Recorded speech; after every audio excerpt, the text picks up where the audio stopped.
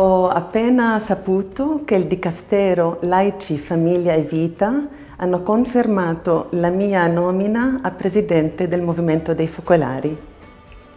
Allora una grande gratitudine alla Chiesa e al Movimento di Focolari in tutto il mondo. Vorrei dire a tutta la famiglia del Movimento dei Focolari nel mondo un grandissimo, infinito grazie, perché io ho sentito che in questi giorni di assemblea eravate tutte qui con noi a partecipare in modo planetario a questo evento straordinario. Appena uscito il mio nome ho sperimentato una grande commozione e allo stesso tempo ho sentito proprio una forza dello spirito dentro di me che avevo invocato tutta la giornata. Ho sperimentato l'unità di tutta l'assemblea, ma non solo di tutta l'assemblea, ma ho sentito l'unità e la forza di tutti i figli di Chiara in tutto il mondo.